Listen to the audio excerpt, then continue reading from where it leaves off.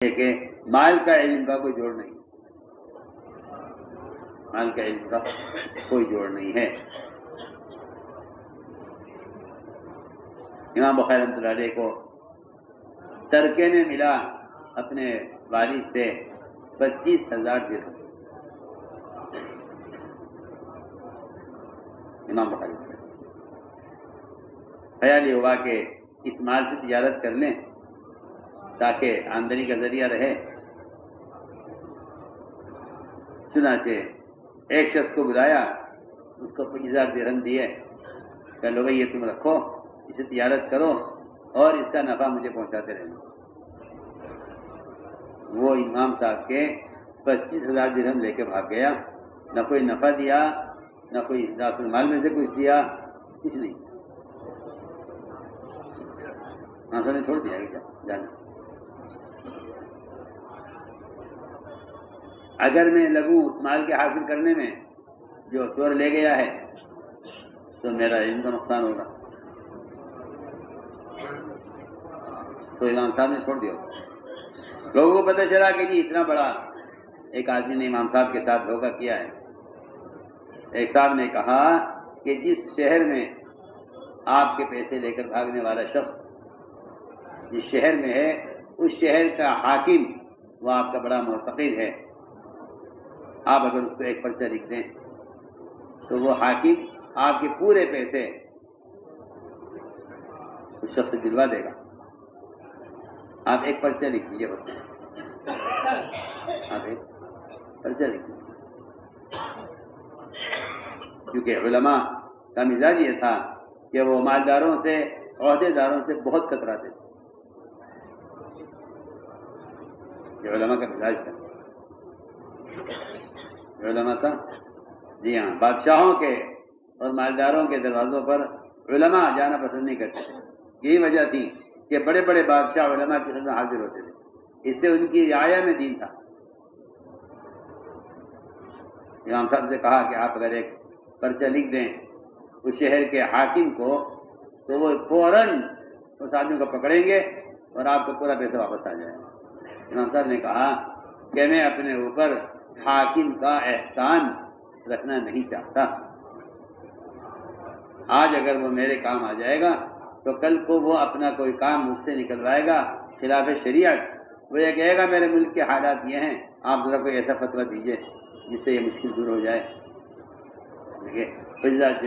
جاتے ہوں جایا کریں، مگر میں حاکم سے کہوں تو میں نہیں چاہتا کہ حاکم کا مجھ پر احسان ہو اور کل وہ مجھ سے کسی ایسی شکل میں اس احسان کا بدلہ لے کہ جو کام میرے کرنے کا نہ ہو، وہ حاکم سے وہ کام کروائے، لہذا مجھے نہیں چاہیے۔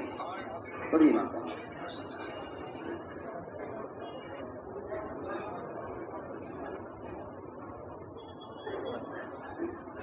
ایسے لوگ ہوتے تھے۔ علامہ جلال الدین سیوطی رحمۃ اللہ علیہ،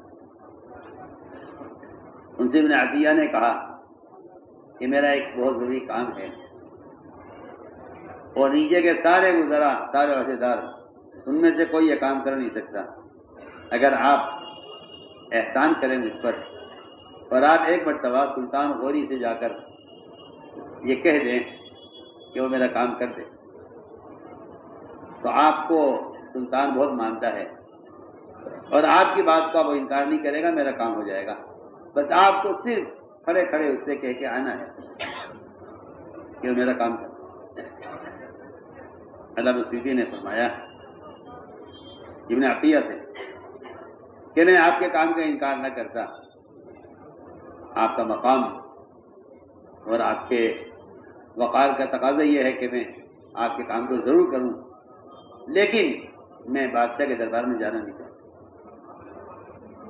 ابن عطیہ نے کہا کہ آپ کو زحمت تو ہوگی، بس آپ اس سے اتنا کہہ دیجئے کہ ابن عطیہ کا کام کر دیں، وہ بادشاہ حکم دے دے گا، میرا کام ہو جائے گا۔ علامہ نے کہا، علامہ سیوطی رحمۃ اللہ علیہ نے، کہ نہیں، اگر میں بادشاہ کے دربار میں چلا گیا تو میں ایک بڑی خیر سے محروم ہو جاؤں گا، پھر وہ کیا؟ فرمایا کہ 70 مرتبہ سے زیادہ میں حضور اکرم صلی اللہ علیہ وسلم کی زیارت کھلی آنکھ کر چکا ہوں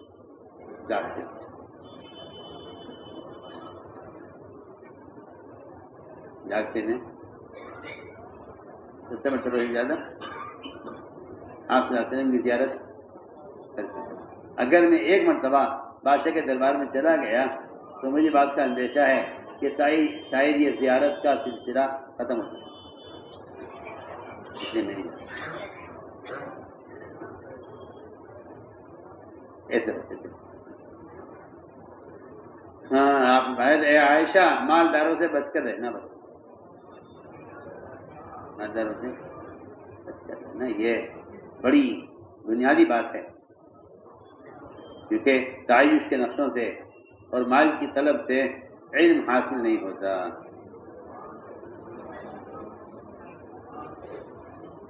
اس لیے صحابہ کرام کے مواعظ پڑھا کرو غور سے۔